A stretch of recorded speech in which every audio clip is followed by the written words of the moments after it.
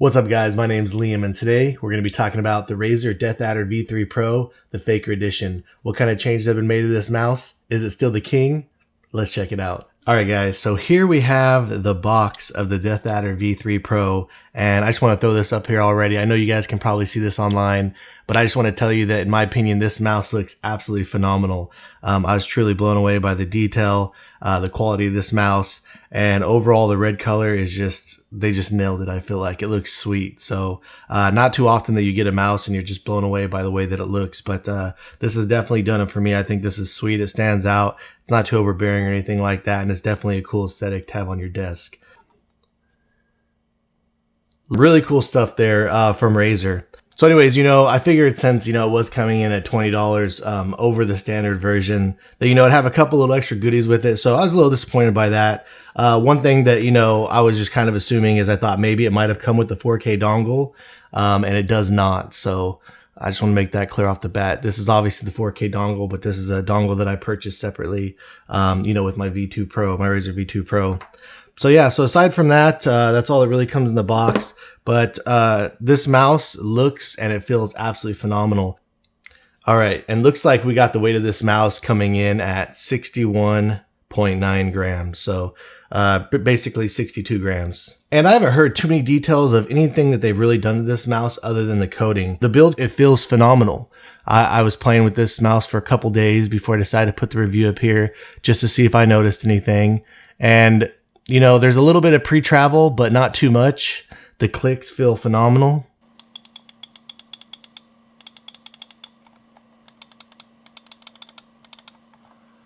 There's like almost no play on my left trigger. Mouse 2 has a little bit of play on it, which is kind of weird because 1 has none on it almost. It's really stiff. But no issues that I noticed in game or anything like that. The scroll wheel on this mouse,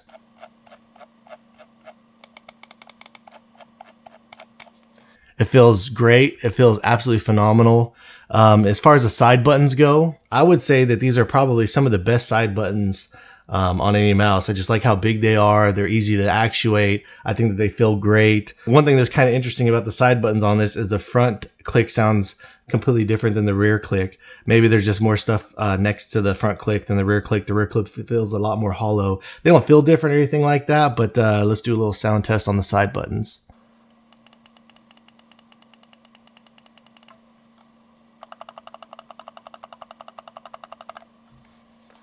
So as you can see there, they sound quite different. Again, they feel the same. It's probably just with stuff being more behind the front button and the rear one.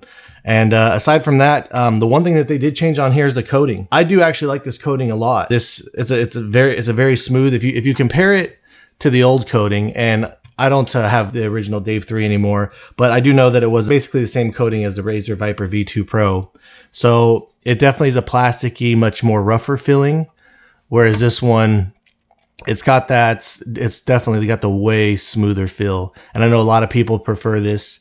Honestly, this coating, it feels more similar to the Vaxi XE Wireless. Not exact to the Endgame Gear XM2, but definitely has that smoother, grippier type of a feeling. So to be completely honest with you, this mouse is not necessarily my style just as far as shape and size goes. But I do want to say that out of all the ergo mice that I have tried, this is definitely my favorite shape out of all of them personally. I feel like the flares on it are very smooth. It honestly did not take me long at all to get used to this mouse. And I do want to say that the second I took this mouse out of the box, it felt phenomenal. The clicks felt great. The side buttons that feel the mouse. The shell isn't that flexible. It feels really strong. It feels a little stronger than my Viper V2 Pro shell. There's only one thing that I noticed on this mouse. And the one thing is that you can still actuate the side buttons with the shell. I do want to say on this copy, it's not easy to do. You really have to get in there. You have to try hard. There's absolutely no possible way that would ever happen in game for me or my gameplay. If I was squeezing my normal grip and I squeezed as hard as I could, I can't actuate the side button. So I don't see that ever being an issue in any way, shape, or form when it comes to the actual performance and gameplay of the mouse. Is this still the king of the ergo shapes? Absolutely. Overall, I would say this is absolutely a solid contender, and no doubt, no question in my mind, if I was an ergo gaming mouse player, that this would absolutely be my first choice. The sensor tracking spot on, the click spot on. Like I said, even not being an ergo player myself, it didn't take me long to get used to this mouse.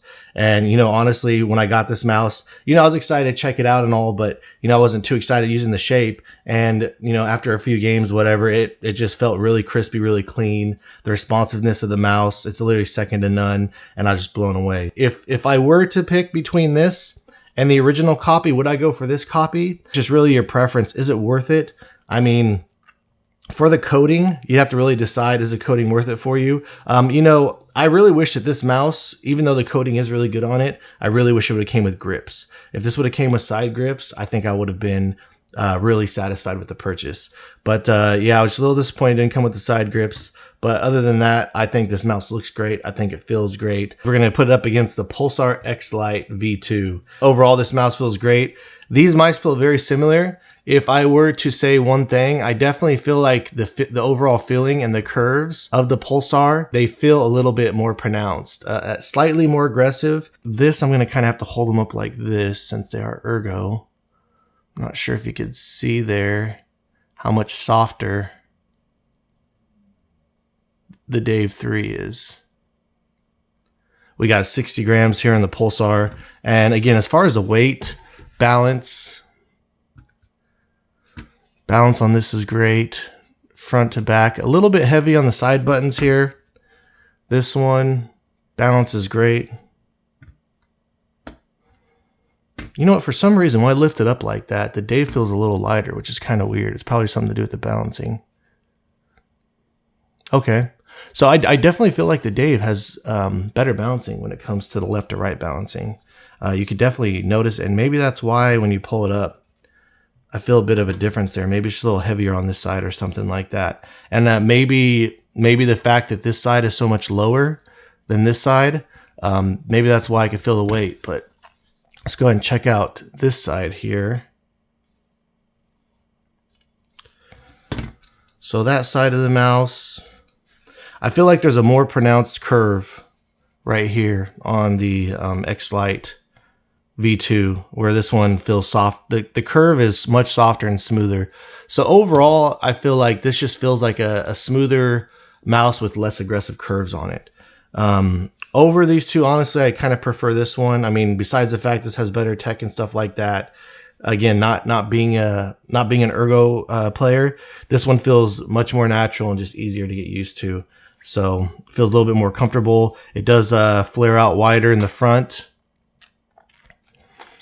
And yeah, both of these mice are absolutely phenomenal, but you know, I'd have to give, in my personal opinion, the slight edge, shape, everything, feel, comparison. The texture between these two is pretty similar, to be honest with you. I would say that the Death Adders is slightly grippier, but they both have that smooth texture type of a feel. And of course, another big difference for me, I never used to care about holes, but lately I've been kind of not liking them. And the fact that this one doesn't have holes, I would definitely say is an all-around win.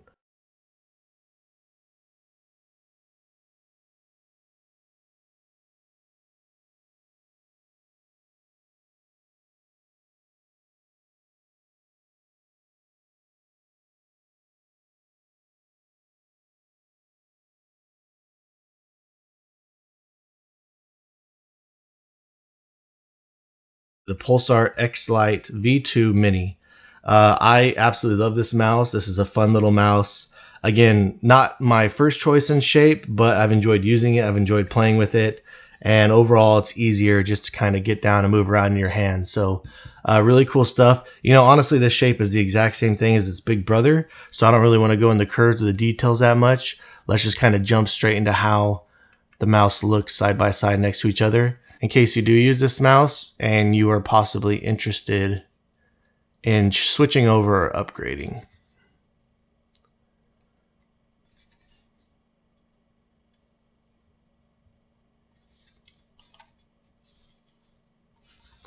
So obviously the two differences in these is this hump is just, a little bit lower. It's slightly lower, and it's just got that shorter feeling. So is there that much of a difference between these? I would say not so much. I would say the biggest difference you notice with this mouse is it feels like it slants down more in the front. The front isn't as high. So yeah, so that's the difference there between those two mice. But definitely the biggest notice, in my opinion, is it is a little skinnier. Obviously, the shortness is what's the biggest thing to me, and I do kind of like how the buttons are lower to the ground on this copy.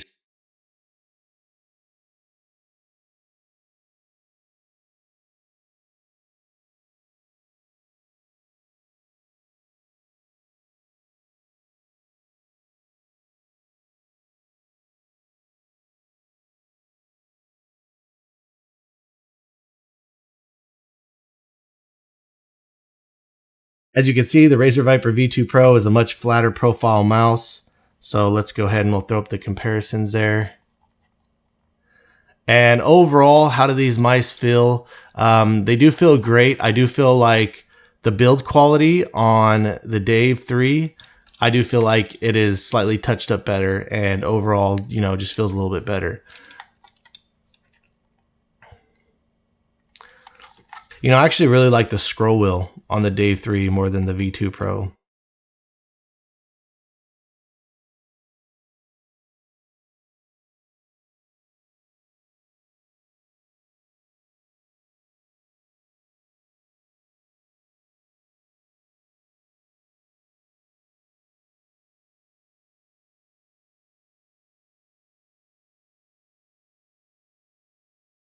The Lamzu Atlantis, the OG, the full-size mouse, and obvious stuff here. This mouse sits much higher, but this one tapers off more aggressively towards the rear, where this one definitely has that wide rear end there. This one definitely fills up the palm of your hand a lot more, and I do like how the Atlantis is lower in the front as well. So.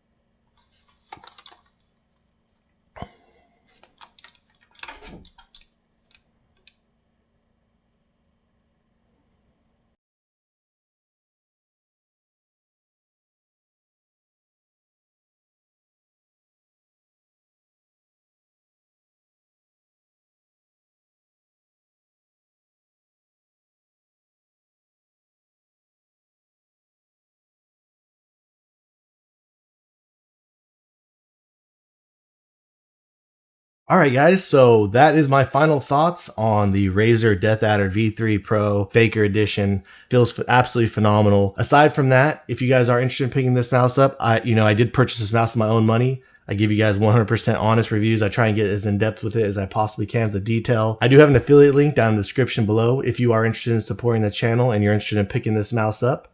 But aside from that, thank you guys so much for watching this video. Again, if you have any questions, anything I can do for you guys, please let me know down in the comments. And please subscribe to this channel if you're interested in seeing more videos like this in the future. Have a great day. I'll see you soon.